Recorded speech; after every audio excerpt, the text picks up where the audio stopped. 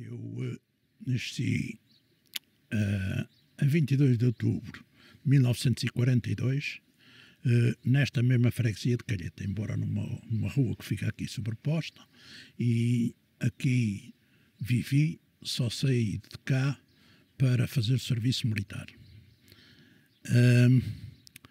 Mas seguindo a situação, meu pai tinha vida do campo, portanto tínhamos bois, vacas, vitelos, porcos, por aí fora, fazia vida do campo, e assim foi seguindo a vida. Só que eu, desde criança, sempre muito gostei de estudar, de ler, de procurar saber algumas coisas. Na escola, talvez não fique bonito dizer, mas fui um ótimo aluno. Portanto, não, passei de bom para ótimo aluno. Era um bom aluno, gostava muito da escola. Quando fiz a 4ª classe, muito entusiasmado para ver se ia estudar. Ora, acontece que na altura, para se estudar a São Jorge, só tinha a escola primária até a 4ª classe, não havia mais nada em São Jorge, tínhamos que sair da ilha. Na altura havia o chamado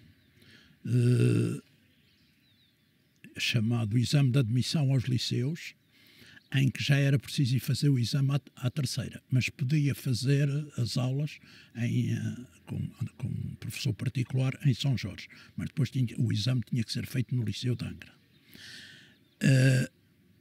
Pedi isso ao meu pai achou também que, de facto, porque meu pai também gostava muito de ler e de escrever, também era uma pessoa que, embora fosse uma pessoa do campo, mas muito entusiasmado por essas coisas. E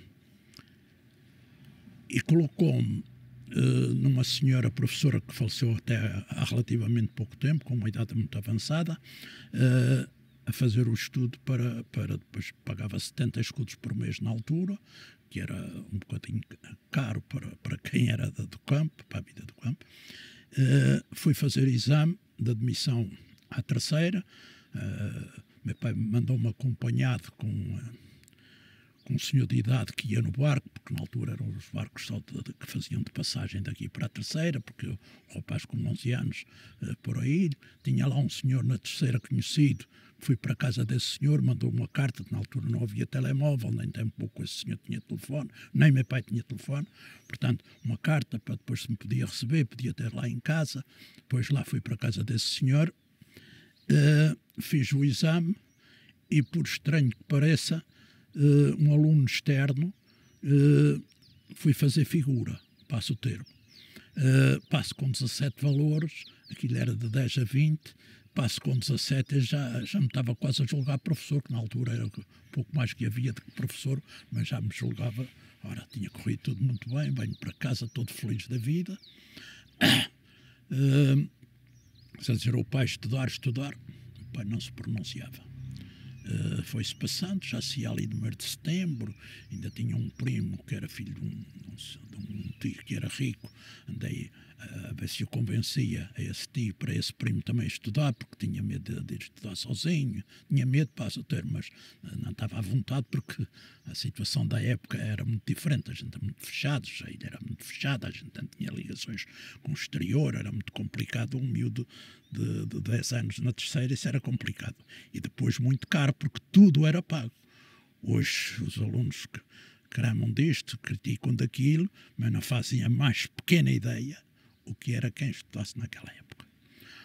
Ora, já ali julgo no mês de setembro, por aí, que em outubro começavam as aulas, na altura havia o chamado ceia, portanto não era o jantar por meia-tarde e a ceia era à noite. Estávamos na hora da ceia, quando era petróleo na altura, não havia eletricidade ainda nesta localidade, só dentro da vila, fora da vila não havia eletricidade. O candeeiro de petróleo, coisa, estávamos para começar a refeição, o pai ficava sempre à cabeceira da mesa e o pai diz-me assim: ó Clímaco, vou-te dizer uma coisa, tu não vais gostar, mas só vais perceber isso um dia que tiveres filhos. Isso ainda hoje me toca um bocado, porque eu fiquei ali sem perceber o que é que o pai queria dizer com aquilo, porque os rapazes na altura se fizessem uma maldade, era uma paulada, era coisas, eu fiquei sem saber o que é que teria feito de mal, o que é que havia por ali, aquela conversa, coisa, e depois diz-me, olha, tu não vais poder estudar, que eu tenho 5 filhos, e não vou dar a um filho o que não possa dar a outro. Portanto, mais tarde, se te casares e um dia tiveres filhos, vais perceber esta situação. E eu não gostei, confesso, na altura não gostei. Mais tarde aceitei e aceito com toda a dignidade, toda a situação, porque acho que ele pensou e muito bem. E depois deu-me uma lição de vida, que para a minha vida depois foi pautada por esta razão, mais ou menos pautada por aí. Ficou-se por ali. Trabalhei na vida do campo, lavrei, carreei, cartei terra, sachei batatas, milho, fiz tudo isso que havia da vida do campo, até ir para a tropa. Fui para a tropa militar em São Miguel. No entretanto fui para a Guiné, estive lá como militar com muita sorte, que fui parar a uma base aérea que nunca fiz mato. Não, do ultramar não tenho nada a contar porque não fiz mato.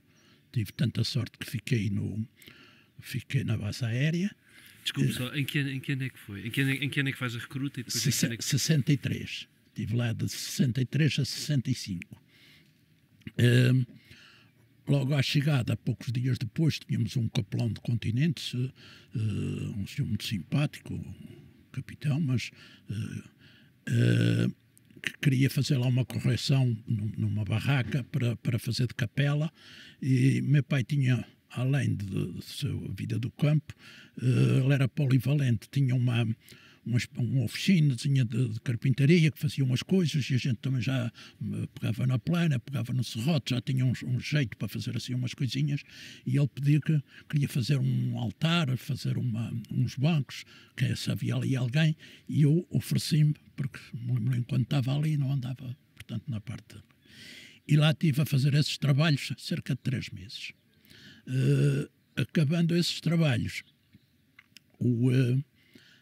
ele era encarregado do bar do quartel, e tomámos uma relação muito forte, até que eu sou católico e rezei à missa e tudo isso, mas não era mas naquele caso ia a todas as missas, acompanhava, até cantava no meio dos outros. Vá lá que era no meio dos outros, que senão toda a gente fugia, porque não tenho, mas cantava, acompanhava o padre, andava ali muita coisa, porque a gente tem que procurar na vida também muitas vezes as nossas conveniências. Ele era encarregado do bar e diz-me: ao clima, que agora o rapaz que está no bar vai-se embora, o cabo, tu vais para lá tomar conta do bar. Fiquei aflito com aquilo, porque aquilo gerava dinheiro, era complicado gerir, porque qualquer falha na situação militar é complicado, mas para lá fui o resto do meu tempo militar fui aí. Portanto, aí correu bem. Havia recrutas feitas na terceira no 17 ou no 18 em São Miguel. Variava. No meu caso fui para São Miguel e de lá sou mobilizado, venho para a terceira, para a base aérea da terceira. E daí eles pedem voluntários para ir para Angola ou Moçambique. Eu só gostava de ser voluntário para a hora das sopas. O resto não gostava de ser voluntário. E nunca me ofereci, foi ficando ali, epá, pode ser que escape por aqui e que não vai, coisa. Mas, no entretanto, há uma mobilização de emergência para a Guiné, que foi na altura, mesmo nessa altura que a Guiné entrou em sobressalto, e mobilizaram aqueles que não estavam mobilizados para outro sítio, que nem vim de férias a casa. Nem às férias, não apanhei, porque todos que iam para o ultramar vinham uns dias a casa para depois ir. Eu não apanhei férias, fui mobilizado num sábado, a embarcar no domingo, que o meu pai só soube, depois de estar em Lisboa, de lá que se conseguia uma ligação para um senhor que tinha telefone relativamente perto da nossa casa, um comércio, porque os telefones eram tão raros, para avisar que estava já em Lisboa para ir para o ultramar, que isso foi uma desordem para a minha mãe, para tudo isso, mas pronto, já é assim. Na vinda do ultramar, como tinha já algum conhecimento de madeiras, de coisa, comecei a trabalhar de marceneiro. Fiz a minha mobília de casamento, mais tarde, mas já fiz algumas coisas, que na altura, à falta de gente, lá se ia andando, porque não vinham móveis de fora, era tudo feito na terra, isto era tudo muito relativo, isto é tudo muito, muito relativo. No entretanto, comprei uma pequena mercearia, mas recuando um pouco, todo o dinheiro que pôde economizar no ultramar, fui economizando e mandando para cá, que aquilo mandava-se através da Caixa Geral de Depósitos, que tinham aqui uma delegação, podia mandar esse dinheiro através da coisa. E depois tinha cerca de 17 contos na altura, mas ia poupando aquele dinheirinho, estava por ali. Depois comprei a tal mercearia a um cunhado meu que ia para a América, queria vender, não havia quem comprasse, porque o dinheiro, hoje leva-se a vida a dizer que não há dinheiro, e ele hoje anda aos montões, à vista do passado. Vamos lá ver. Comprei-lhe por 45 contos para pagar à maneira que pudesse pagar, que foi a hipótese. E fiquei com 17 contos para fazer o fundo de maneio, e aí fui seguindo. Tive 2 anos ainda solteiro em casa do pai, queria até levar alguma coisa para o pai, para casa, para coisa. Não, tu, enquanto estiveres a pagar dívidas, tu comes do que tiver aqui, não compras roupas novas, não fazes mais nada, é poupar para pagar dívidas. As dívidas, ele até tinha um termo que dizia: as dívidas comem com a gente à mesa. Portanto, enquanto não paguei a dívida, ele não descansou. No entretanto, as coisas complicam-se às vezes, sem complicação. E uma rapariga que até deve ser muito bem, porque se fosse muito bem, olhando para a minha cara, uma rapariga muito bonita, muito simpática, que é a minha mulher hoje, apaixonei-me. Não sei como é que ela se apaixonou por mim, mas isso pouco importa. Não foi pela cara. Dali a 2 anos casei, ainda tinha dívidas, mas gerindo sempre de maneira a coisa ser equilibrando. Dali a 1 ano nasce um filho, o primeiro filho. Isto vem tudo em cima uma das outras, mas ao fim de 5 anos tinha pago a dívida e comecei a ir andando. Depois teve um segundo filho, dali a 7 anos. Depois foi continuando em casa alugada, no comércio, foi crescendo lentamente dentro do possível, tentando economizar em tudo o que era possível, não faltando nada, mas economizando em tudo. Ainda hoje tenho esse mesmo método. Eu economizo na luz porque eu entro num quarto e quando sair apago sempre a luz. Se estou a lavar o carro, enquanto gasta água, tudo bem, fecha a água, enquanto tiver esse sabor e coisa. Portanto, tudo o que é desperdícios, não há desperdícios comigo. Não deixa de haver desperdícios. Não me falta nada, tenho tudo o que preciso. Tenho uma boa casa, tenho um bom carro, tenho tudo, coisa. Mas não há desperdícios. Não, é sempre feitinha perfeitamente. A questão da economia, que eu costumo dizer até à laia de brincadeira, poupar não é deixar de ter, é preciso gerir bem. Portanto, para se ter uma vida desafogada, basta trabalhar, poupar e organizar. Se organizar bem os seus serviços, as suas despesas, as suas coisas, se controlar tudo bem, é fácil de lá chegar. A crise sísmica de 64 está na Guiné. 64 estou na Guiné. E tem aí algum eco daquilo que se passa cá? É isso que me escapava e que me toca também muito, que é assim. Agora, nesta crise sísmica apareceram notícias também um pouco exageradas e deturpadas da situação. Acho que pecaram em algumas coisas por excesso, não estou na sua pessoa indicada para estar a criticar, mas a notícia em si, não digo do caso, mas os jornalistas, algumas coisas abusaram quando dizem que estão a evacuar a ilha. Evacuar é diferente daquilo que foi. Pessoas que foram para o Pico e para o Faial, outros que saíram de avião para a Terceira, porque hoje a vida é relativamente fácil, logo aos primeiros sintomas isso aconteceu, mas isso não é evacuar. Evacuar seria mesmo, pronto. Mas isto só para integrar dentro da situação que o senhor pergunta. tínhamos um rádio no bar. Se ouvia mal, porque a situação era complicada ainda na altura, tudo muito mal, e depois muita gente, gente do continente, que essas notícias não lhe diziam nada, ia para o pé de rádio ali encostar o ouvido a ouvir as notícias, e as notícias são passadas assim. Quando houve os abalos de 64, o tempo revoltou-se, o mar estava alteroso. Durante uns dias esteve muito mal, foi a pior das situações que tiveram, foi mais a situação de não poderem até sair, não poder socorrer, estava muito complicado. Eles passam a notícia de que estava um navio terceirense no Porto da Calheta para evacuar as pessoas da ilha, porque a ilha se estava a afundar. Ora, isto é um termo logo muito forte. E as pessoas eram embarcadas, como o mar estava muito mau, eram socorridas em escadas de corda, que nos navios há umas escadas de corda que se desce.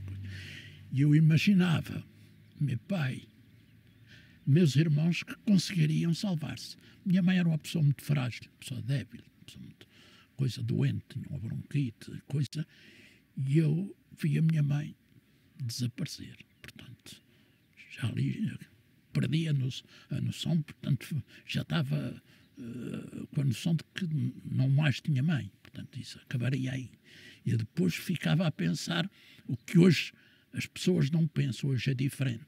Mas na altura, no ultramar, pensava, vinha para a terra, ia fazer a vida, isto ou aquilo, a ilha afundava, desaparecia a família, e eu estava ali, numa terra desconhecida, lá para esses mundos de Deus, como se costuma dizer. Era um homem perdido no mundo. Hoje ninguém está perdido, porque hoje qualquer rapaz está a acompanhar a evolução da outra ilha, está a acompanhar do outro país, está a acompanhar tudo. Isto para dizer que isto que eu estou a contar, visto pelos olhos de hoje, não tem muito que contar. Portanto, é totalmente diferente.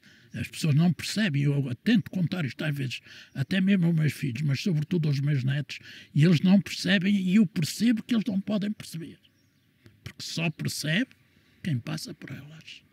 As situações só são percebíveis quem passa nesses casos. Como essas notícias não passaram daí, depois a gente tinha, ou melhor, o governo autorizava a escrita por chamava-se aerogramas, que era uma carta que não pagava selo, até um papel amarelo, dobrável, depois de coisa, a gente escrevia naquilo para não pagar selo, que podia também mandar cartas pagando selo, mas, no entretanto, começar a receber aerogramas, que muitas vezes demorava muito, porque a correspondência era assim. Eu escrevia não em resposta à outra carta. Escrevia, amanhã lembrava-me de escrever, no outro dia escrevia, o pai fazia a mesma coisa, escrevia para cá, escrevia para lá, e depois eles encontrava-se, mas não eram umas as respostas às outras, porque demorava na ordem entre 2 a 3 meses a chegar um aerograma, podia demorar. Portanto, isso era muito variável. Quando chegou a notícia que todos estavam bem, mas a gente nunca acredita que tudo está bem quando nós estamos lá. Foi uns meses complicados, até que depois se estabilizou e felizmente para esta zona aqui não tivemos problemas de nada, em nossa casa nada, não teve qualquer problema, nesta metade da ilha, foi o pessoal daquela metade, foi socorrido para esta outra metade, as pessoas foram fugindo para aqui, fugindo numa situação muito complicada também, que eram trazidos de caminhonetas, as poucas caminhonetas de caixa aberta, pessoas de tudo a monte, por aí, era tentar fugir de qualquer maneira. Portanto, e depois eram recebidos por pessoas, conheço aqui até uma senhora vizinha que se mantiveram, um casal dos Rosais que vieram para a casa desses senhores, que depois eu soube isso mais tarde, que todos os anos vinham fazer uma visita, fazer uma oferta e fazer uma visita em agradecimento por os terem recebido na rua, que não os conheciam de parte nenhuma. Portanto, e os tiveram na sua casa esse tempo. E quando regressa, então, não nota grandes alterações? Sim, nota as alterações que nota é que já está na reconstrução da parte das velas, mas também, na altura, quem não tinha vida para isso, porque os carros eram tão poucos, ir às velas ou ir a Rosais podia passar meses. ou até ano, porque não tinha que lá ir fazer, não ia mesmo, da vida do campo, que aqui ia fazer às velas, não precisava ir, não ia. Mas devo ter ido 2 ou 3 vezes e ver o avanço, a reconstrução, sobretudo dos rosais e da vida das velas também, porque depois houve uma situação que acontece nestes casos, que até é muito bom, por um lado, como não morreu ninguém, o Javalos só veio por bem, porque posteriormente criou-se coisas que a gente não tinha.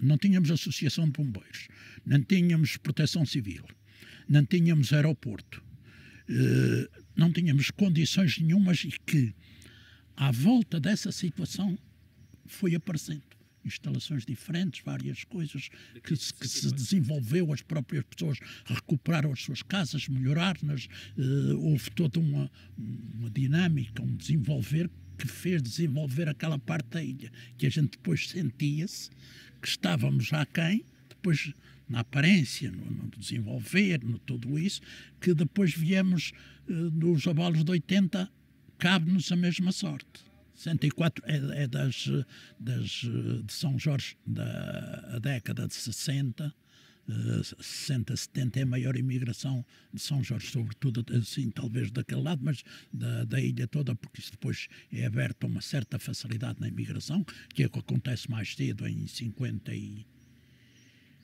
parece-me que é com o Faial, com o vulcão dos Capelinhos, também dá origem a uma grande imigração do Faial. E este de 64 dá origem a uma grande imigração de São Jorge. Okay. E nunca pensou em emigrar? Não. Vai-se meu cunhado, que foi o primeiro, fiquei, depois ele chamou mais os outros 3 irmãos que eu tinha. Foi tudo para a América. Então, aliás, mais 2 irmãos, e ficou um aqui, que já faleceu, que era mais novo que eu, que faleceu há 2 anos. Só ficámos os 2, mas nenhum de nós. Depois comecei no comércio e aquilo, comecei a me entusiasmar, e a imigração a mim não me dizia muito. Embora eles tiveram sorte, qualquer deles tiveram todos sorte. Então, esse meu cunhado já morreu, mas tem a esposa, que a minha irmã tem 83 anos, mas está muito bem financeiramente, até fisicamente, tudo isso está muito bem, e os outros também com alguns achaques de doenças, o que é normal, tanto se adoece em São Jorge como na América. Portanto, não tenho nada contra a imigração, mas não fui seduzido pela imigração. Sim, apoio quanto à família, tudo isso. Mas quanto a apoios relativos aos abalos e a essa situação, acho que, não sei, talvez os imigrantes do lado das velas apoiassem mais os destes lados, até porque, assim, em todos os sítios há bairrismos, como temos Lisboa e Porto, e São Jorge, que é tão pequeno, há um bairrismo relativo entre os 2 concelhos. Ser das velas, ser da Calheta, a Calheta recebe bem os das velas recebem bem, mas há sempre ali, cada um quer. Tem havido várias situações que é para se fazer na Calheta, é um reivindicar que seja feito nas velas e vice-versa. Portanto, há sempre um certo bairrismo. E talvez aí não posso explicar muito bem esse pormenor, porque isso era coisa mais particular, mas o que é certo é que depois muita gente foi investindo e a ilha se modificou totalmente, tudo se modificou. O 25 de Abril eu já tinha comércio, porque abri em 67. Após o 25 de Abril, tudo se modifica em termos de custos, em termos de preços, há uma alteração muito rápida, em que eu tinha já sabe, fornecedores lá de fora, porque até os vendedores eram relativamente poucos ainda na altura, coisa era feita a maior parte das encomendas eram feitas por carta. E quando acontece o 25 de Abril, as coisas sobem imenso. Agora está-se a falar em subida de preços, mas ao mesmo tempo estamos a ouvir o governo e diversas instituições a tentar controlar o mais possível esses preços. Na altura aquilo, eu acho que que ficou perdido. Se via-se loucamente, por exemplo, eu pedia 10 sacos de arroz, vendia os 10 sacos de arroz e ia pedir novamente mais 10, já tinha só dinheiro para 5, porque ele tinha subido para o dobro ou mais, e por aí foi uma fase muito complicada na parte comercial. Depois a gente começou a não ter estoque, a não ter condições de estoque para poder funcionar, porque o dinheiro não dava para a outra remessa. Quando vendia a outra, depois o dinheiro voltaria a entrar, mas depois faltava arroz, faltava açúcar, faltava, estou a falar dos artigos de primeira necessidade. Foi uma fase ali muito complexa, até aquilo se estabilizar um pouco depois, coisa que depois a vida... Quanto tempo é que dura essa fase? Isto dura talvez até perto dos abalos de 80. Porque quando chega à situação de 80, a coisa cria-se outra vez uma outra complicação. É que a gente não tinha armazéns na dimensão que tem, não tinha, era tudo muito relativo, os comércios eram muito pequenos. Quando fiz esta primeira, só este edifício aqui, que é feito em 80, aquele ali, onde tivemos, quando é feito aquilo, toda a gente dizia que eu era maluco. Fazer uma coisa daquela dimensão para um comércio num local destes. Isso estava fora de contexto. Que mais tarde se tornou tão pequeno, que teve que ir crescendo por aí abaixo, e temos armazéns fora e essas situações. Portanto, em 80, pois, cria-se essa situação que houve a necessidade do próprio governo dos Açores criar um armazém nas velas que faziam estoque de determinadas mercadorias em que os comerciantes, em vez de fazerem as suas encomendas às fábricas, o sabão, o açúcar, essas coisas, íamos buscar aquele armazém. Portanto, o governo é que suportava os transportes dessa mercadoria e a gente ia ali buscar 2 sacos, 3 sacos, 5 sacos, dentro das possibilidades financeiras que tinha, para manter o estoque, porque senão faltava tudo. Um dia não havia açúcar, outro dia não havia sabão, outro dia não havia isto, não havia aquilo. O cliente andava de porta em porta, de estabelecimento em estabelecimento, que também aqui se gera uma situação muito engraçada, que já vinha de trás. Eu escrevi um artigo sobre o meu comércio, como é que comecei, como é que foi, e digo nesse artigo, nós aqui para fazer comércio temos que ter um cliente, mas esse cliente é um amigo. Tem que ser tratado como um amigo. E tem que o servir bem. E tem que olhar para ele não como só o interesse de ganhar o dinheiro. Eu tenho que, ao mesmo tempo, quando ele precisar, eu tenho que o apoiar e tenho que estar com ele. E então, era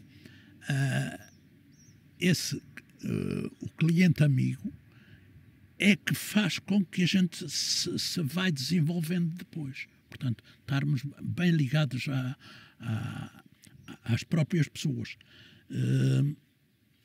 Isto para dizer que com todas estas faltas, antes disto, a questão do cliente amigo, desculpa, aqui o termo, é que o senhor é meu cliente, eu tenho 3 sacos de açúcar e tento dividir o açúcar pelos meus clientes. Se eu quero 5 quilos, e eu vou-lhe, desculpa lá, mas só te vou arranjar 3 para ficar para aquele. E fazia-se reservas. Vem um cliente de uma outra mercearia, de outro comércio, vem cá porque não há açúcar no outro e a gente não lhe quer vender, portanto, sabe que tem que fazer negócio, mas não quer vender porque quer servir os seus clientes. Portanto, deixa de vender ao outro para atender os seus clientes. Portanto, era uma fórmula de fazer comércio perfeitamente oposta ao termo comércio, porque o comércio é ganhar dinheiro. Fazer comércio é ganhar dinheiro, tentar furar por aqui ou por ali da melhor maneira que ganhe dinheiro. O comércio era feito dentro destes moldes. Portanto, isso nessa altura era muito complicado, porque chegava um cliente de fora, mas era uma pessoa conhecida. E uma pessoa, olha, sempre te vou arranjar 1 quilo, mas não digas nada, coisa, porque os meus clientes sabem que depois eu não tenho. Isto era tudo gerido por um sistema muito passa o tempo talvez artesanal, ou não sei, um sistema muito interno, uma maneira de fazer comércio rudimentar, que depois foi evoluindo e que hoje, infelizmente, estamos...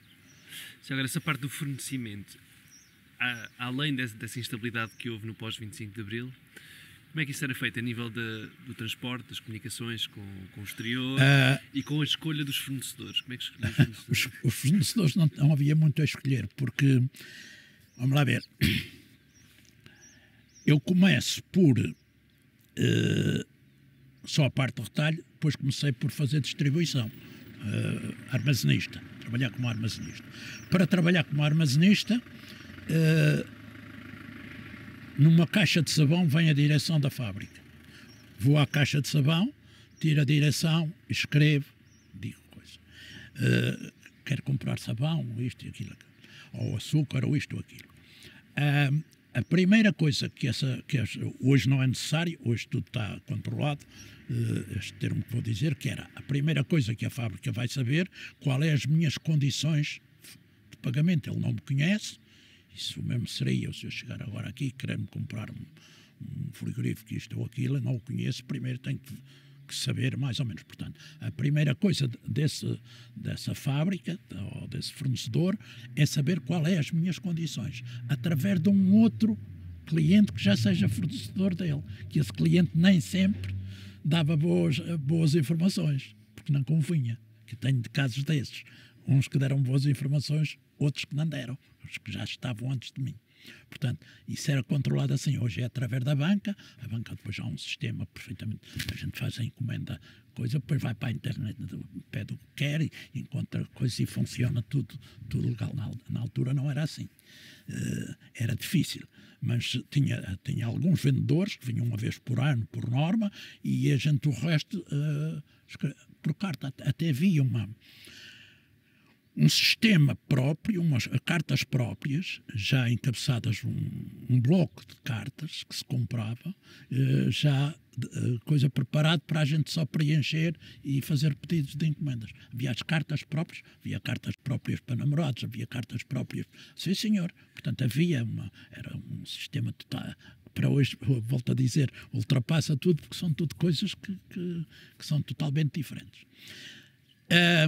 Apanhando a deixa, nos abalos de 80, 2 dias depois, 3 dias, qualquer coisa assim, tinha um senhor, uma empresa que eu não conhecia o senhor, só conhecia o vendedor, que vinha uma vez por ano, que me telefonou de Lisboa, que é uma empresa que se chamava Vilharem e Sobrinho, na Rua das Janelas Verdes, que não sei onde é, não conheço. Não conheci o senhor, não conheço a rua, não conheço nada dessas coisas.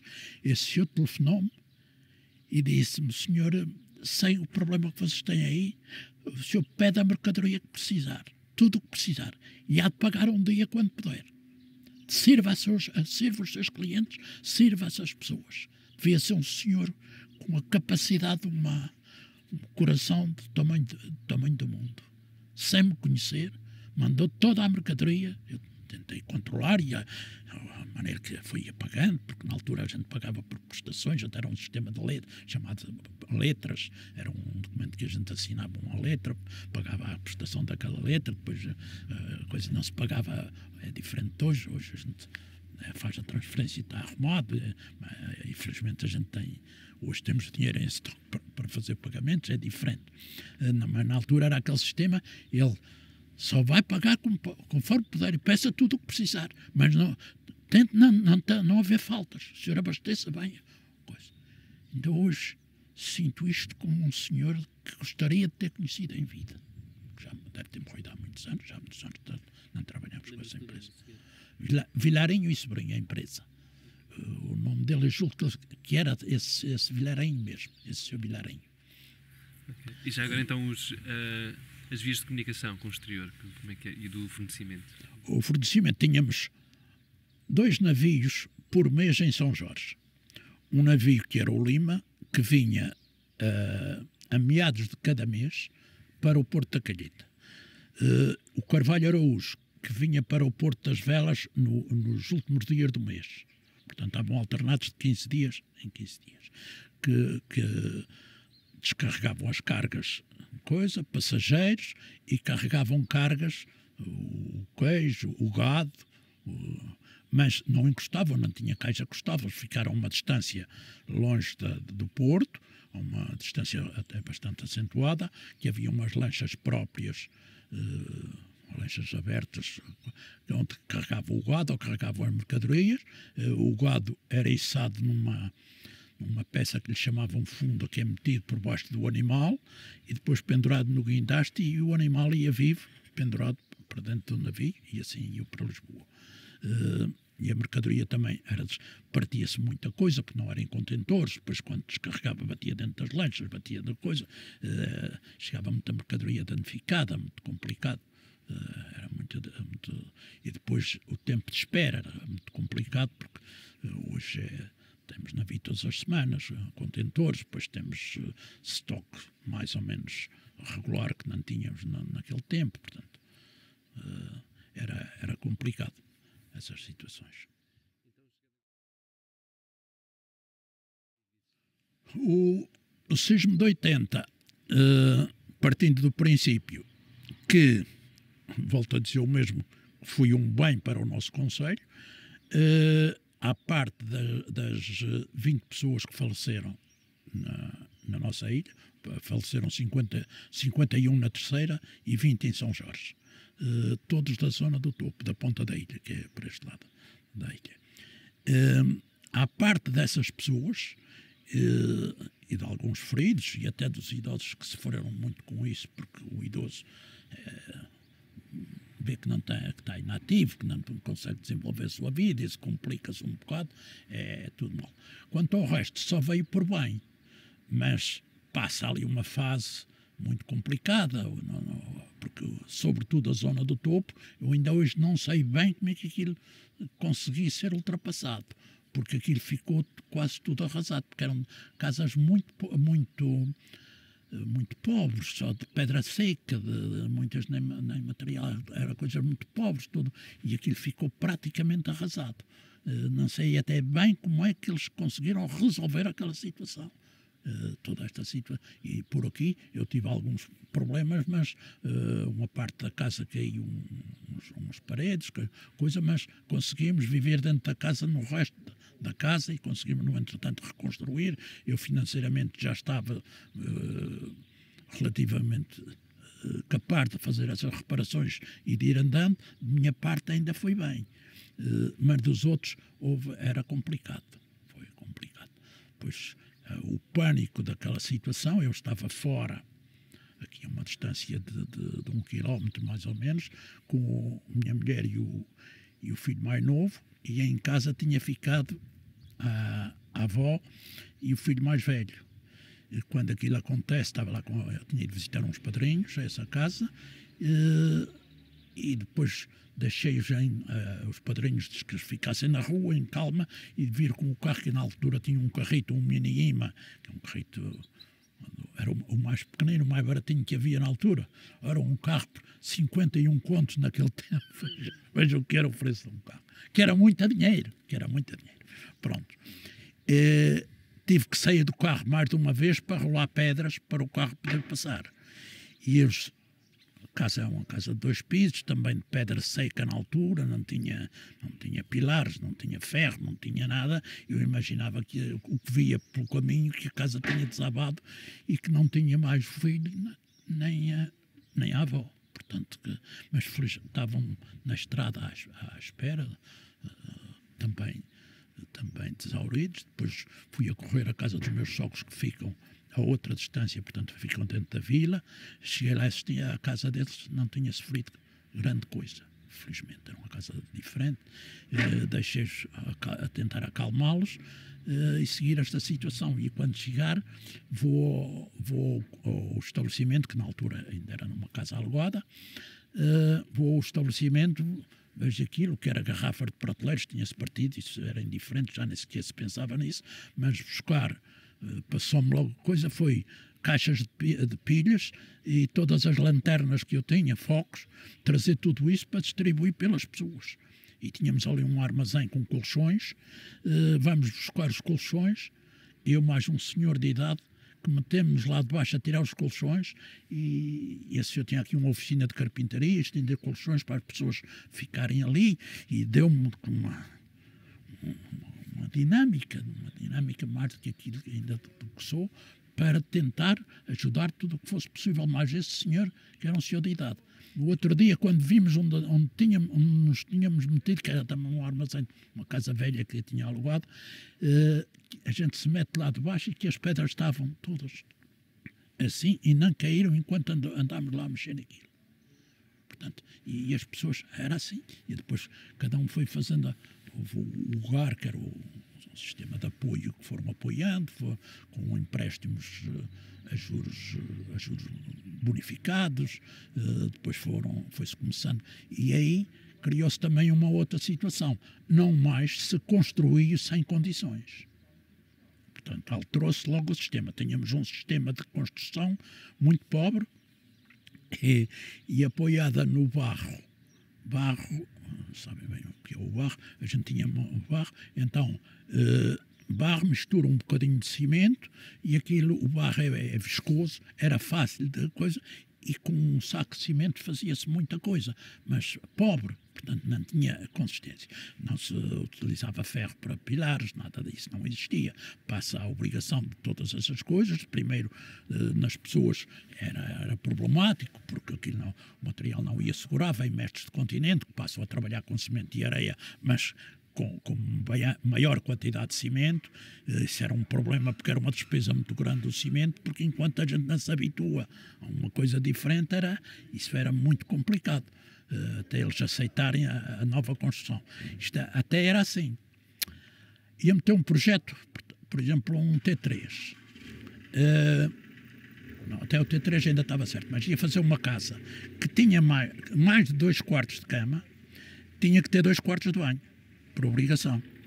Então o que é que se fazia? Se tinha 3 quartos, já um quarto, chamava-lhe quarto de costura, para fugir a um quarto de banho. Presentemente não é preciso nada disso. As próprias, porque ninguém tinha quarto de banho, usavam-se o chamado retretes ou casinhas, que era no exterior, uma casota onde se faziam as suas necessidades, e então achavam que aquilo era um erro, era o dinheiro, era caro fazer a casa de banho, a pessoa já tinha pouco dinheiro, ficava pior ainda com a situação das casas de banho. Também houve alteração na arquitetura, na aparência exterior das casas? Muita modificação. Apareceu tipo de janelas, a gente só tínhamos mais ou menos um tipo de janela, a que lhe chamamos janela de guilhotina, que é a janela de levantar para cima, que havia de 2 metades ou de 3 metades com vidros pequenos sempre. Apareceu um tipo de janela grande, com uma fresta pelo lado fixa, com o vidro inteiro. Isso era muito coisa. Também fiz na minha casa, que depois mais tarde retirei. Portanto, como essa, houve modificações substanciais. A casa típica de São Jorge é uma casa térrea pequena, normal, ou então uma casa em L ou até em T. Portanto, feito o corpo da casa da frente e depois para trás, em L, um espaço onde tem, por norma, o quarto de jantar e a cozinha. Na frente, por norma, 3 quartos de cama, ou seja, uma sala e 2 quartos de cama, mais ou menos isto. Às vezes a cozinha, por conveniência do terreno, podia ficar a meio, ficava em T, fazia também aquele rabo, mais ou menos o tipo de casa, de 2 pisos, por norma. Que aqui é outro pormenor do passado. O resto do chão, no campo, era utilizado para a recolha dos animais. Portanto, vivíamos por cima, como eu vivia por cima das vacas e dos bois, portanto, o resto do chão era para os animais, porque não tínhamos, aos 14 anos, fizemos então um chamado palheiro, fora de coisa que já retirámos os animais, mas até os 14 anos é que era assim, e eram todas as casas, isso era normal. Os animais eram recolhidos para fazer o estrume para as terras, eram recolhidos nas a gente chamava de lojas, portanto no resto de chão, vivíamos junto com os animais. Portanto tínhamos, como disse há pouco, a retrete um bocadinho fora da casa, logo a seguir o curral do porco, que tinha que engordar o porco para a abundância do ano, ter um porco que se matava em janeiro, que se fazia a salga fazia a linguiça e o chouriço e as morcelas.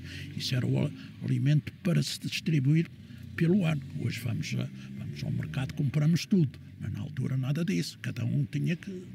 Por exemplo, posso-lhe adiantar, até de uma conversa que ouvi no outro dia de um senhor que foi entrevistado também, que tem 101 anos, que ele disse uma conversa que achei muito interessante. A gente aqui nesta freguesia tinha mais de 200 padarias. Sim, senhora, mais de 200 padarias. Porque cada casa tinha uma padaria. Cada casa tinha que cozer o seu pão. Não havia que fugir. Nossa casa, meu pai, como disse, era a vida do campo, mas era considerado abastado porque ele tinha uma boa casa, tinha muitos terrenos. Portanto, mas o pensar do meu pai, recuando um pouco, era poupar para deixar aos filhos mais um bocado de terreno, comprou mais terrenos, era comprar terrenos. Portanto, a cozinha era uma cozinha muito grande e no canto da cozinha tinha um forno antigo, feito ali, que era ali que a mãe cozia o pão todas as semanas, que na época da Páscoa se coziam os flores, que se fazia toda a coisa, e depois a lareira naquela parte da cozinha, e isso era assim. Por isso, padarias não nos faltavam. Cada um tinha que ter a sua própria padaria, não tínhamos outra. Era uma fórmula de vida que não se pode comparar. Tenho umas pastagens que ficam aqui mais para noroeste, pastagens grandes, em que nessa mesma pastagem herdámos 3. 2 dos irmãos que estão na América, um irmão e uma irmã, e eu também. Eles depois chegaram a uma altura que acharam que primeiro queriam manter, porque a gente tinha muito, o que é do pai não se deve vender, deve-se manter, havia muito essa situação, era muito complicado. Agora, vindo a um prédio que o pai trabalhou e fez, coisa, não era muito fácil. Mas eles chegaram a uma conclusão que estavam lá, tinham os filhos lá, tinham a sua vida lá, não viriam mais para cá, não tinha hipótese e queriam vender os pastos. Eu não estou ligado, deixei de estar ligado à lavoura, embora saiba tudo como é que se faz e tudo isso, mas isso, não tenho mais animais nem nada disso, e comprei as partes deles. E tenho essa pastagem em memória de meu pai e de minha mãe, que muito pouparam para deixar os filhos. Eles, pouparam, outra vez a mesma coisa, não passámos necessidade, abundância em nossa casa, do que a terra dava, andei de pé descalço até ir para a tropa. Pé descalço, nas terras. Havia uma sapata que se chamava albarca, coisa, era isso que a gente utilizava. Quando vem a bota de borracha, tínhamos um par de botas em casa para os 3 rapazes, porque quando um tivesse necessidade usava as botas. Portanto, não era um par de botas para cada um. Portanto, jogava-se com esses trocos. E então comprei essas pastagens. E agora, aqui é que vem a história. Há aí 4, 5 anos, o meu filho mais velho diz-me assim, o pai havia vindo aquelas pastagens, assim aquilo não servem para nada. E eu contei-lhe a história. Como é que tinha sido aquelas pastagens, que eu trabalhei lá para fazer tanques, a cartar barro, aqui de uma distância medonha, cartar pedra, fazer tudo aquilo, para fazer tanques nessas pastagens e isso tudo, e contei-lhe toda a história, como é que tinha sido com o pai e com a mãe, o que tinham poupado para fazer aquilo, e as pastagens não se vão vender senão do dia a seguir que eu morra. Até aí, esse dia vocês não as vendem. E ele moveu-se também a pedir desculpa, porque ele não percebia a situação. Que é o que eu digo, eles não podem perceber, porque eles vieram numa época diferente. Portanto, eles não são piores nem melhores, são de uma época diferente. Eu tenho comércio há 55 anos. Se na altura eu precisasse de um empregado, a primeira coisa que eu lhe ia perguntar, a moça aparecia lá a pedir-me serviço, sabes a tabuada de cor e salteada? Sei. E eu Estava-te a perguntar, 6 vezes 5, 30, 7 vezes 7, 49, 6 vezes 4, 24. E se respondesses tudo bem, este ponto estava passado. Sabes embrulhar? Ah, não? Então vamos ver se tu tens jeito para isso. Não conheceu com certeza fazer o embrulhinho. Não havia nada embalado. O açúcar vinha em sacos de 50 quilos, a farinha em sacos de 50, e isso depois era embrulhado num papel próprio mesmo, que se chamava papel castanheira, que vinha coisa, a gente metia, pesava na balança e tem que fazer aquele embrulhinho a virar para dentro para não derramar. E aquilo mas tem que ter uma prática como outra coisa qualquer. Portanto, na altura, se ele não soubesse embrulhar, nem soubesse a tabuada, não serve para empregado. Agora, se me vier pedir serviço, a primeira coisa eu pergunto, tens carta de condução? Tenho, sim senhor. Sabes trabalhar com computador? Sei. Serve. Portanto, é o oposto, mas na época era assim, agora é assim. Estamos neste presente e eu acompanho o presente e percebo que tem que ser assim. Mas, de facto, para quem vem de lá, tem algumas coisas que nos mexem um bocadinho. Meu pai tinha horror ao mar, porque é assim. O meu avô era ferreiro, mas ia com frequência ao mar, com outros amigos, ia com frequência ao mar. E foi pescar e faleceu ali fora do porto da vila, foi com um filho com 15 anos e um outro senhor, e o barco virou, o mar estava bravo, revirou, e morreu o meu avô com 47 anos e o meu tio com 15 anos. E meu pai ficou órfão de pai aos 15 anos, sozinho mais a mãe. E mar para ele estava fora de questão. Nós íamos à escola, que a escola, a gente andava aqui cerca de 4 km para ir à escola a pé, que era outro pormenor, pezinho descalço para a escola, levava um bocadinho de pão com linguiça, com queijo, com uma coisa qualquer para o lanche, e à tarde depois tinha que ir por jogada a pastar, fazer ovos. Portanto, havia o trabalho infantil, muito trabalho infantil. Pronto. Dada a situação, quando íamos para a escola, que ficava junto ao mar, embaixo na vila,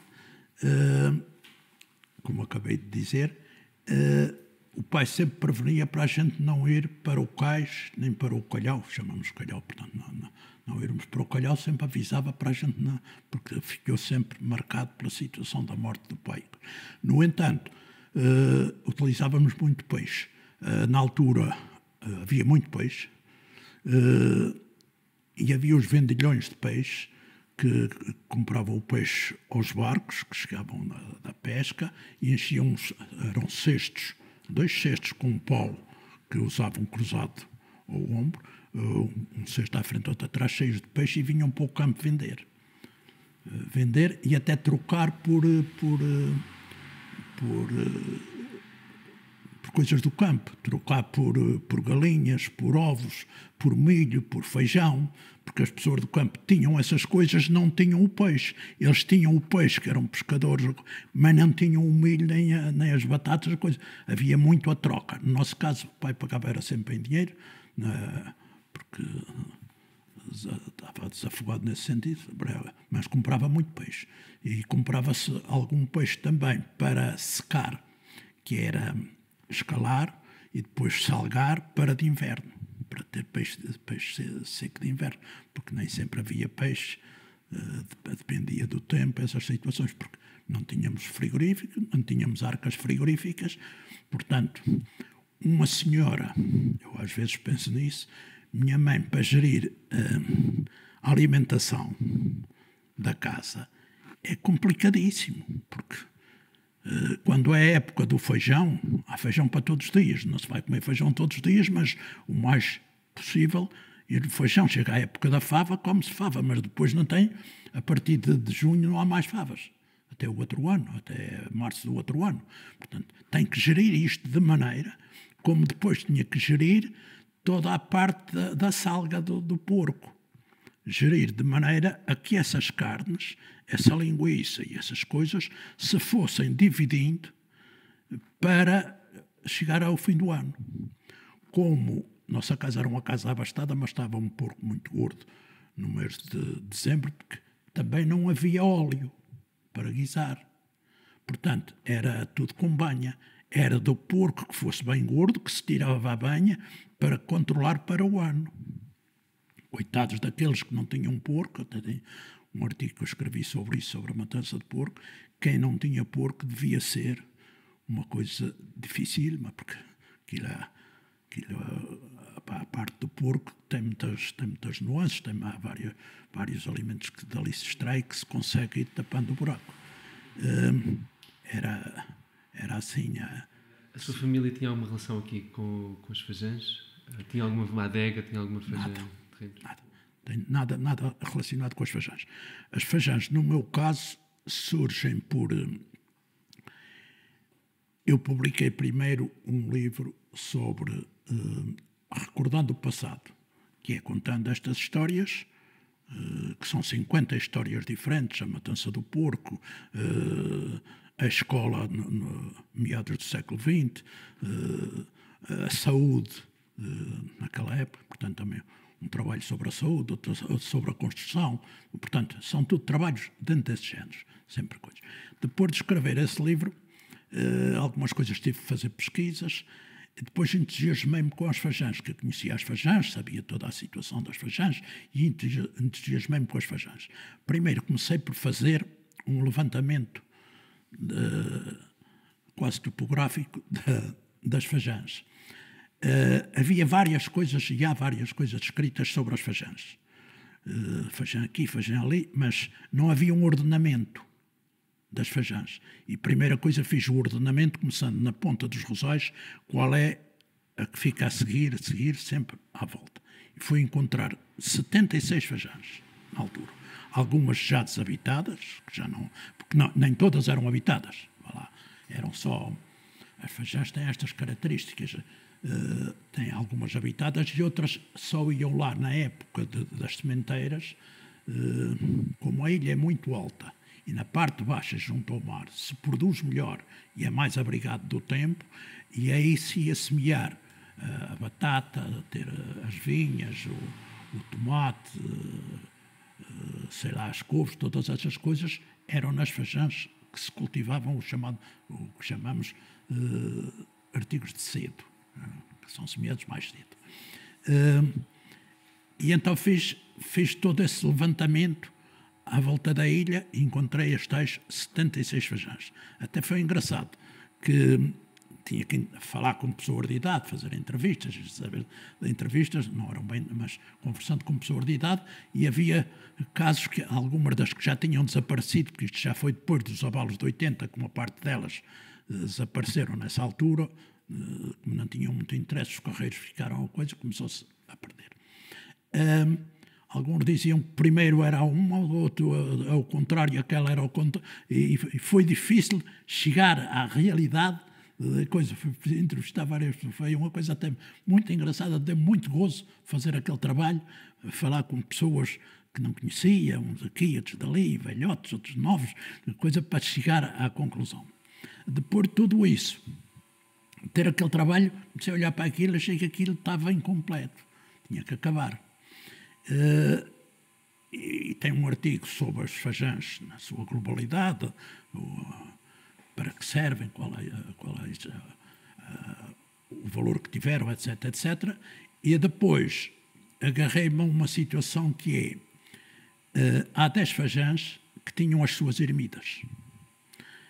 A ermida faz com que se fez lá uma ermida é porque essa Fajã vivia gente permanente e era uma Fajã de maior dimensão. Portanto, as que têm ermidas, até que tem algumas que têm uma Fajã com 2 ermidas, e até tem outra, que também já vou falar, o ter ermida era uma Fajã de maior dimensão, e então fui para a Fajã de São João, por exemplo, tem uma ermida, a mais antiga, construída em 1550, logo dos primórdios do povoamento, e descrever o que houve nessa Fajã, a sua evolução, toda a sua dinâmica, toda como é que era essa fajã, quer da parte religiosa, depois quando as que foram eletrificadas, quando é que foram eletrificadas, quando é que chegou o telefone, tudo datado, por aí fora, artigo a artigo, fajã a fajã. Depois faço, por exemplo, fajã dos vinhos, depois arranjo histórias de pessoas que contam histórias, até algumas engraçadas, que adicionava aquilo, e fui fazendo isso nessas 10 fajãs.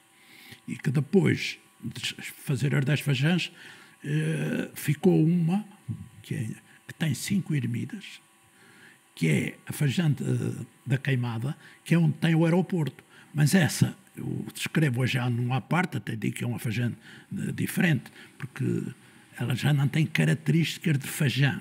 Aquilo é um lugar plano, onde tem um aeroporto, tem casas senhoriais, tem um hotel, portanto, chamaram-lhe de fajã para ela ter também aquela planície, mas as nossas fajãs propriamente ditas são sempre pequenos braços de terra que parece que caíram da ilha e que se estenderam até ao mar, e que ali depois se estabilizou e se criou ali um lugarinho para cultivarem e para viverem.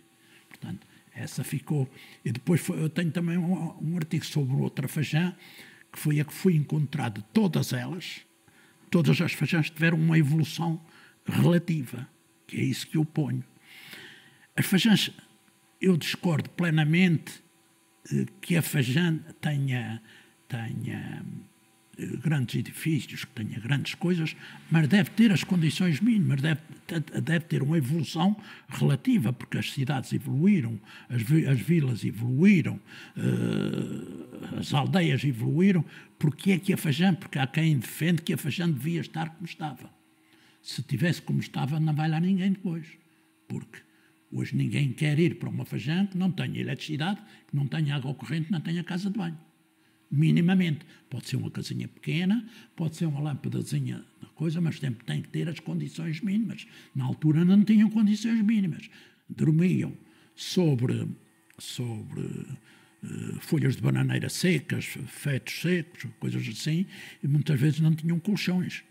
A maioria não tinham. Iam lá cultivar as batatas e as coisas, ficavam para o outro dia, dormiam daquela maneira, com uma manta por cima, e era assim. Entrar os lagartos e os ratos dentro dessas adegas. Hoje são todas corrigidas, praticamente. Mas foi encontrar uma fajã, chamada Fajã de Além, que fica no norte da ilha, que tipicamente é a fajã ainda mais fajã de São Jorge, porque mantém, sobretudo no exterior, a pedra seca preta, rústica, sem cimentos, sem nada. Ela tem cerca de 30 casas, é aquela casa mesmo daquele género, e que no interior, depois foi muito interessante, foi encontrar o interior, que tem a lareira, que tem um forninho à antiga, mas ao lado tem um fogão a gás. E no outro quarto tem um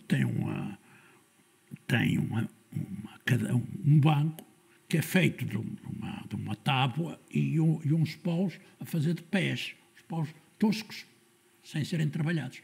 Mas ao lado tem um sofá e tem uma cama com colchão de molas. Portanto, achei aquilo tão interessante que o passado vive bem com o presente, neste caso. Ali encontrei as duas coisas, achei aquilo uma coisa, foi o lugar onde fui encontrar aquela situação, que achei aquilo espetacular. Duas perguntas. A primeira mais curta. Quando é que começa a escrever esses artigos? Os primeiros? 2000, parece-me que é 14.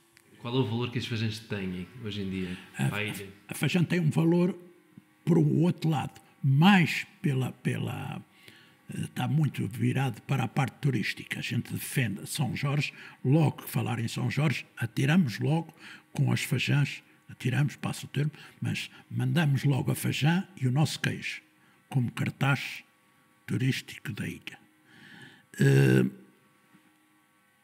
Elas têm o seu interesse, porque se reconstruíram, mas não têm o mesmo daquele tempo, que era o interesse necessário. Aquilo era necessário a fajã para de lá tirar. Eu até lhe chamo, as fajãs eram as despensas das casas. A despensa era dali que se ia buscar as coisas para comer, para a alimentação, fazia parte.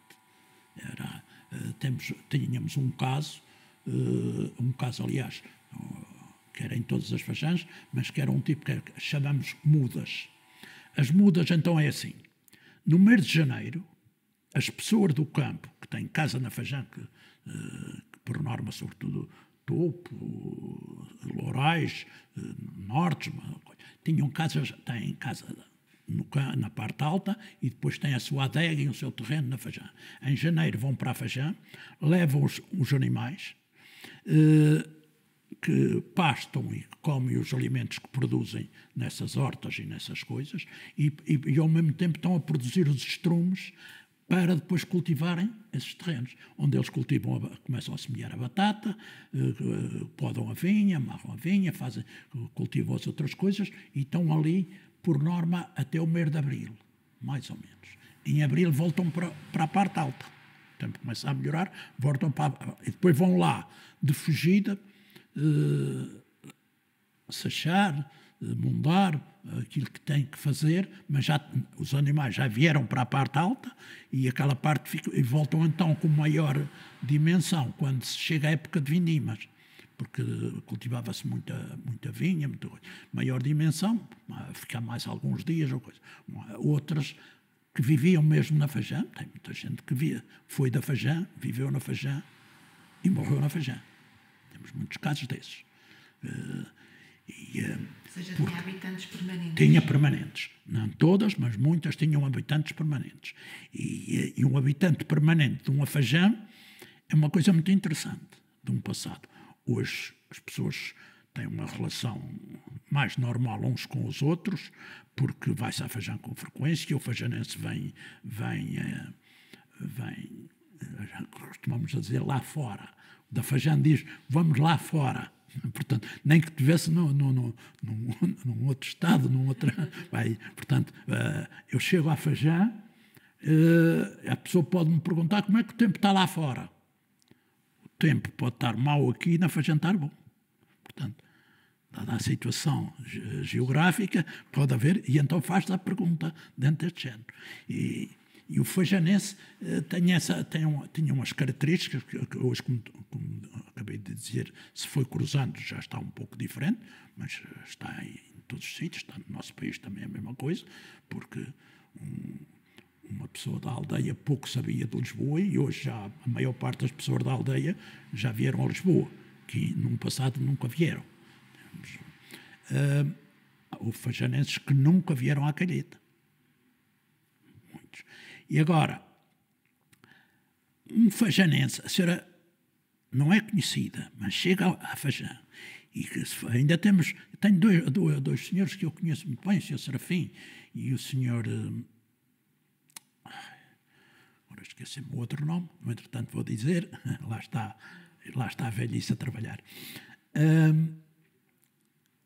Que são fajanenses de gema ainda, são pessoas dentro da minha idade, mas com as características do que era um fajanense. A senhora chega lá, não conhece a senhora, vê-se chegar ali, ele olha para a senhora, senhora, já de onde é que é? Sou do continente. A senhora deve ter fome, anda cá, venha para cá. E senta a senhora em qualquer sítio, coisa. E aquilo que ele tiver para comer, é o que tiver. Tem um bocado de pão, ele traz um bocado de pão, e dá-lhe ali um bocado de pão, dá-lhe um bocado de pão, dá-lhe um bocado de queijo, se tiver, que tiver com à vontade, que só um fajanense sabe fazer isto. Faz isso com uma normalidade. Não é para lhe... É porque acha que olhou para si e sente que tem necessidade de comer, que tem necessidade de um copo de vinho, oferece-lhe um copo de vinho, oferece e depois conversa consigo ali. Mas uma conversa sempre dentro do seu género de fajanense. E isso deve-se a quê? Essa partilha? Era uma cultura... estava fechado ali. Ele vivia ali. Quando aparecia uma pessoa, ele achava que tinha que ajudar. Entendo que devia ser isso. E naturalmente? É naturalmente. Esse Sr. Serafim tem cartas e postais de boas festas que só visto. Estrangeiros que lhe mandam. Escrito em inglês e em francês, e coisa, por essas coisas que o homem faz. Mas ela faz aquilo por acaso. Encontrou, faz, pronto. O queijo de São Jorge, segundo eu pesquisei aprofundadamente, que cheguei à conclusão que ele chega a São Jorge pelo Vandarager, que é dos primeiros povoadores da zona do Topo. Não é o primeiro povoador de São Jorge. O povoador do Topo, que o povoamento é feito a partir das velas. Quando vem para o Topo, então, ele até é batizado por Casmac. Casmac quer dizer fazedor de queijo. Porque ele era estrangeiro, ele era flamengo. Começou a fazer o queijo pelo sistema artesanal da época. E então, mas antes de fazer o queijo, acontece uma situação engraçada feita por ele, que é assim. Ele, quando vem da sua terra, lá na região deles tinham vacas e cabras, em que a pessoa tinha terrenos e esses terrenos eram alugados a uma pessoa que tinha cabras e vacas. E agora, para controlar as rendas desses espaços, era metade do leite produzido nesse espaço de terreno era para o senhorio e a outra metade para o inquilino. Tinham um dia por mês para ir fazer essa medição. Portanto, isso era feito uma vez por mês. Nesse dia, lá ia o senhorio ou alguém que ele mandava, iam ver ordenhar as cabras todas, medir o leite e metade era para o senhorio. Ou seja, esse dia dava a média do mês. Portanto, esse dia, porque, vamos lá ver, os animais leiteiros vão perdendo temporariamente, vai baixando de produção. Portanto, a meio do mês dá a média para a frente e para trás.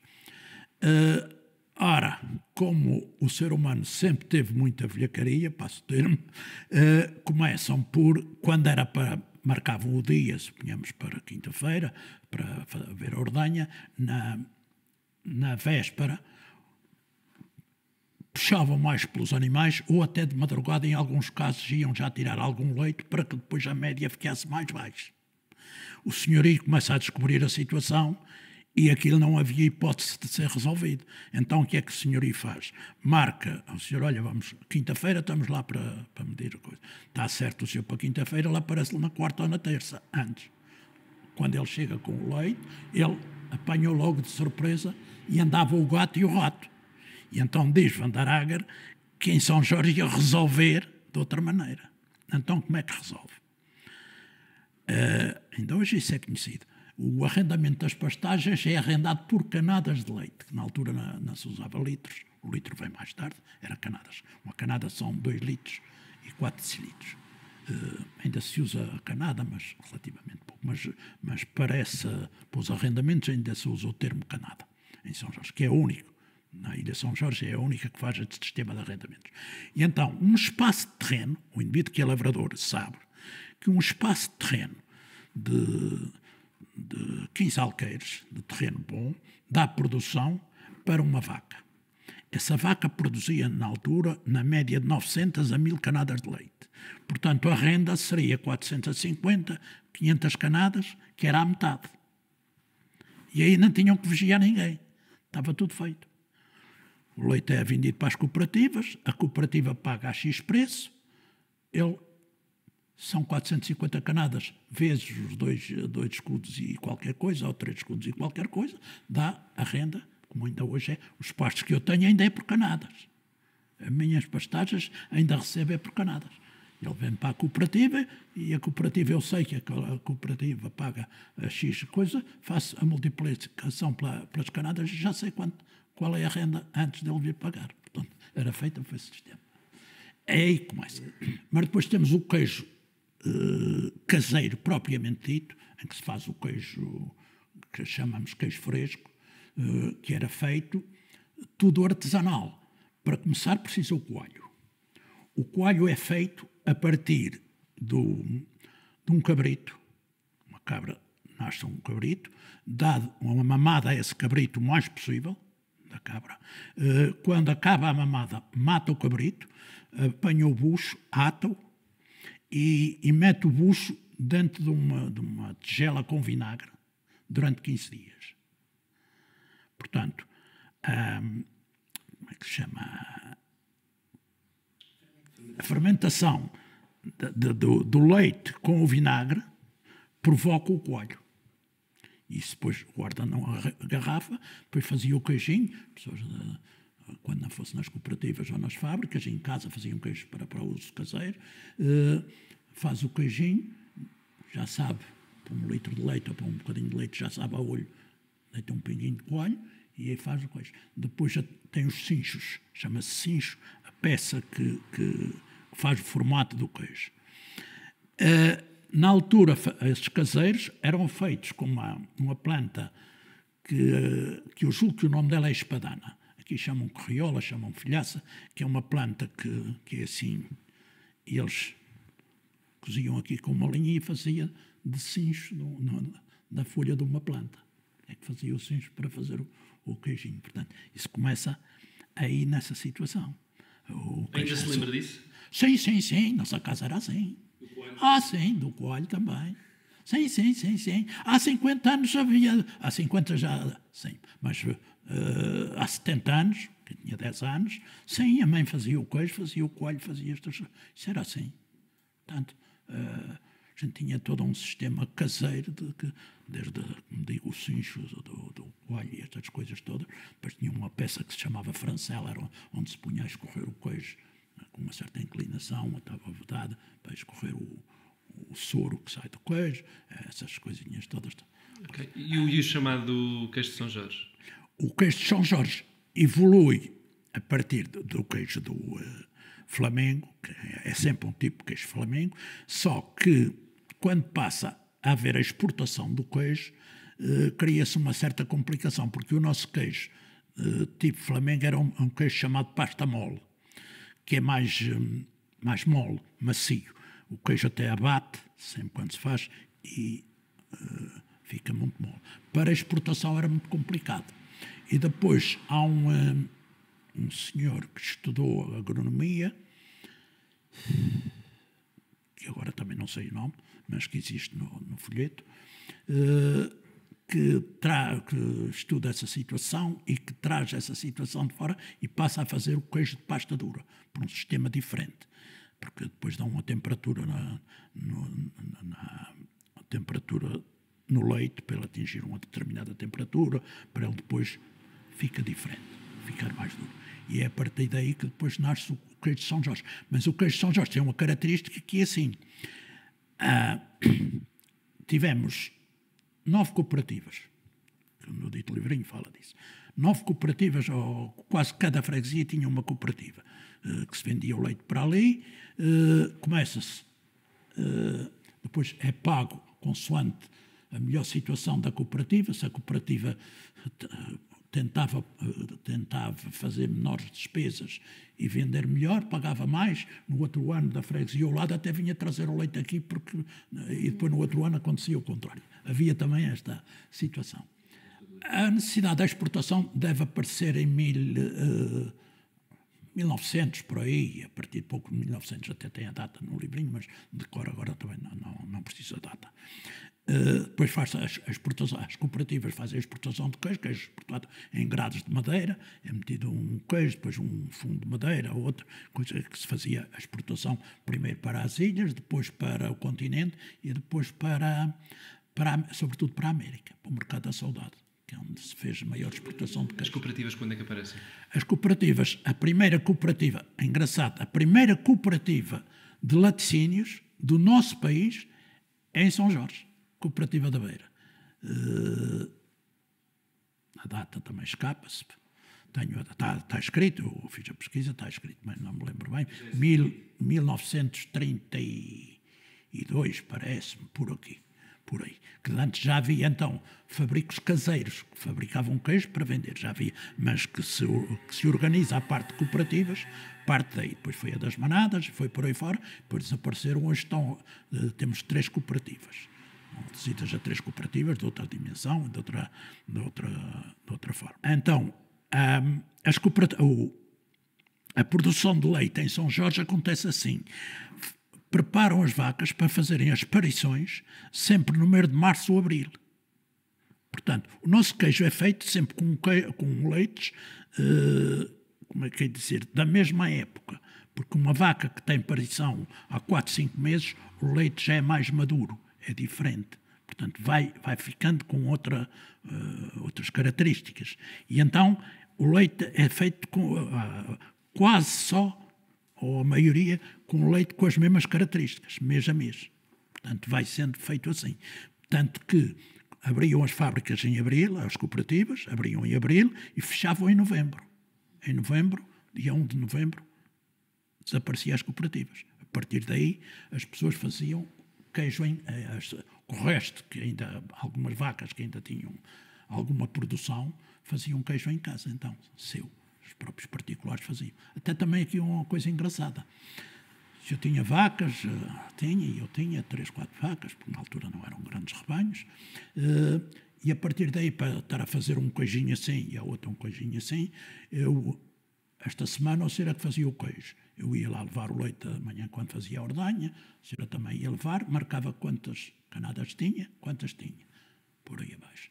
Fazia o queijo esta semana, para a semana que ela fazia, para a outra semana eu fazia, e depois faz as contas, pesa-se o queijo, e divide-se, aquela tinha 200 litros de leite, vai ter direito a 10 quilos de queijo, tem 100 litros de leite, tem direito a 5 quilos de queijo, e dividia-se depois esse queijo familiarmente. Portanto, isto era também outra fórmula de equilibrar a situação de gerir as situações. Portanto, o queijo era outra para o inverno dava muito jeito, porque não há que comer a pão e queijo. Qualquer coisa, ainda hoje vai ouvir. Qualquer coisa, se não tiver nada, tem pão e queijo. Resolve-se a situação com pão e queijo. Portanto, está uma refeição feita, que se fazia tantas, assim, que se fazia. As refeições na altura não tinham nada a ver com agora. Fazia-se uma refeição com uma banana ou duas e pão. Levar para o trabalho, isso assim. Como temos São Miguel, a levar para o trabalho 2 malaguetas e pão e vinho. São Miguel então não esquecia o vinho. Mas também temos no continente as azeitonas, o azeite e as azeitonas. Viveram muito nas aldeias a irem para o trabalho o dia inteiro e levar para a refeição azeitonas para comer com pão. Ou o azeite para molhar o pão. Portanto, isto não difere de lado para lado, difere nas matérias que tinham, nas situações, mas basicamente era isto. A transformação da paisagem vai por aqui. Nós tínhamos todo o terreno cultivado para a produção. Portanto, neste tempo, o senhor passava toda a ilha e só via milhos, por assim dizer, pouco mais do que milhos, porque o milho era a base do pão, a essência da coisa era o milho.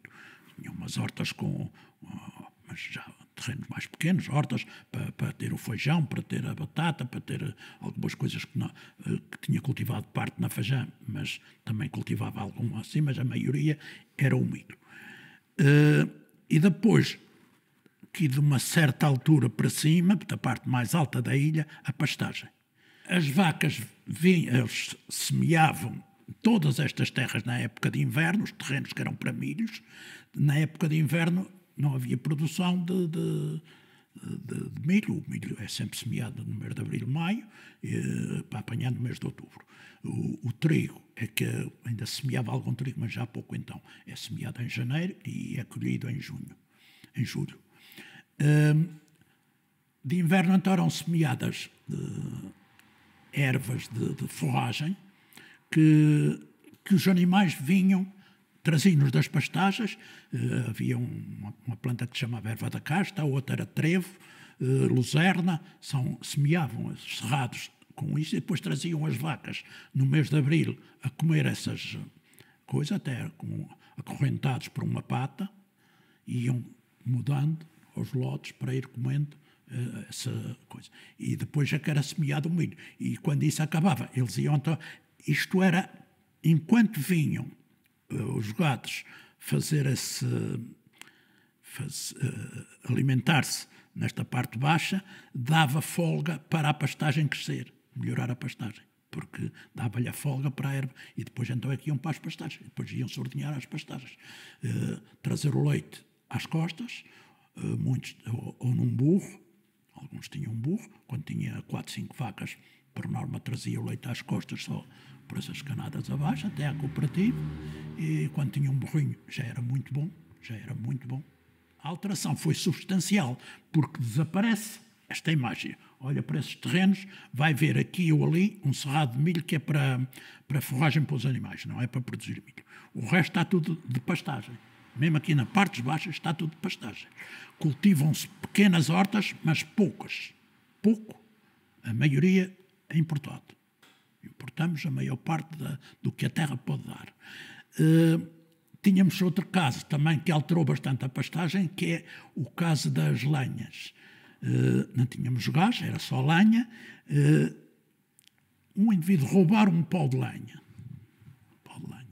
dava direito à polícia. Portanto, isso, a lenha, ir à sua casa a pedir um molho de lenha. Pessoas a pedir esmola e a pedir um molho de lenha, porque a lenha era de extrema necessidade. Portanto, hoje a lenha está para aí, uma coisa até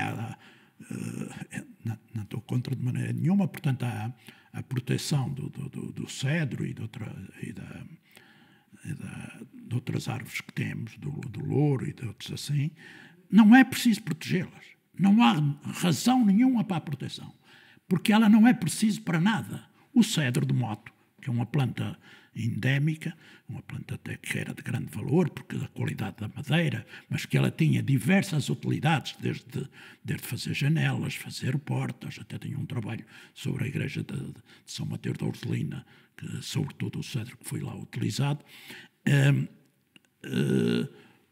Tinha fazer os potes coisa para acartar a água que era preciso, para acartar o vinho, os baldes, tudo isso, as selhas, que hoje chamamos de selha de alguidares, era tudo feito em madeira, de cedro, sempre cedro, porque era uma madeira infindável em termos de qualidade. Hoje não se usa cedro para nada, nem para artesanato, tampouco. A não ser eu, que a semana passada fiz umas galochas de madeira, que vocês lá como é que chamam, socas, para uma neta que tem 11 anos, só por curiosidade, porque eu sei como é que aquilo se fazia, lá está baseado na oficina do meu pai, que ele fazia isso também. Fiz umas galochas para a neta de cedro que ainda tinha guardado, porque senão não existia. Porque existe cedros, mas já ninguém, não são precisos. Eles crescem é muito lento. O cedro é de um crescimento excepcionalmente lento. Teve uns anos que foi mesmo quase dizimado, porque eram muito utilizados para barcos, para fazer as cavernas dos barcos, e isso aí consumia muita madeira. E os potes e as selhas e tudo isso, e ele foi indo e baixou muito. Mas há 30 anos para cá, pelo menos 40, não se vai buscar um pau de cedro para nada. Ele por si próprio está protegido. A natureza encarrega-se de proteger, e se não forem cortando algumas coisas, a gente depois vai ficar entre a lenha. Parece-me, espero que não venha a acontecer o que está acontecendo no continente, a obrigarem a limpar à volta das casas os arvoredos que têm por causa dos incêndios. A gente aqui, felizmente, os incêndios não nos têm coisa. Mas a senhora vai por aí adiante, vai ver sempre a casa está envolta em lenha. Tem as vilasitas, coisa, e o resto vai para o campo, as casas todas metidas quase à volta da lenha. Porque ela cresce, não é precisa para nada. Mas aqui não tem histórico de incêndios, não é? Não. Felizmente, o clima é totalmente diferente, o grau de umidade muito elevado, aconteceu já umas coisitas, mas umas coisas sem importância, e que foi por descuido das pessoas. Ainda há 2 anos, 3 anos, ali na Ursulina houve um incêndio, que os bombeiros vieram acudir àquilo, lá num terreno qualquer, mas muito falatório do incêndio, mas era coisa... Sim. Era relativo, a gente não estava habituados, era relativo. Chegou as pessoas a ir ver um terreno a arder, as lenhas, coisa, mas mal, bem na força de verão, mas Essa parte estamos bem, graças a Deus, nesse sentido. Temos nos Açores, a biosfera tem 3 casos nos Açores, a reserva da biosfera. Temos 4, temos as Flores, o Corvo, Graciosa e São Jorge, 4, está certo, 4. Fomos os últimos em 2016, parece-me, e depois é assinado, que até na altura o Governo Regional escreveu um livro, que até muito bem feito, por pessoas técnicos de toda a natureza, que descrevem toda a situação, porque a reserva, como sabe sabe muito bem, e eu não sei, vai desde os peixes, portanto, é muito abrangente, portanto, do que é a reserva é muito abrangente. Há uma descrição muito bem feita, mas que também não a estudei, nem estou à altura para conhecer aquilo devidamente. Li uns bocadinhos e gosto de ler aquilo e gosto de acompanhar, mas não tenho um conhecimento profundo da biosfera. Mas foi envolvido nessa candidatura? Não foi propriamente envolvido. Eles pediram-me o livro para acompanharem, pediram para fazer um mini discurso também sobre essa situação, que foi aqui numa Casa Espírito Santo aqui da Ribeira Seca, que houve, de facto, um envolvimento grande das pessoas, das câmaras, e estive lá, mas já sabe quem sou. Primeira coisa, voltando ao mesmo, eu leio muito, procuro coisa, mas falta-me sempre o canudo. E quando não se tem o estudo, faz falta sempre. Ainda hoje sinto que faz falta. Mesmo para se estar bem integrado nas situações, a pessoa tem mais facilidade, a pessoa que estuda tem mais facilidade. Pois eu não estudei, como digo, o que estudo é isto que eu vou lendo daqui e dali, e depois vou captando. Todos os livros que eu tenho escritos, todos os folhetos, estão todos com um parágrafo que o livro fica sem direitos de autor. Para quem o queira melhorar ou modificar, tem toda a liberdade possível. Eu não escrevo nada por interesse. Eu escrevo para que aquilo está ali. E agora dali, a pessoa que tenha capacidade, que tenha cultura, que tenha conhecimento, para o melhorar, mas tenha lá a matéria. Portanto, a matéria-prima está ali. Ele vai saber de datas, vai saber de nomes, vai saber dessas coisas todas que estão lá escritas.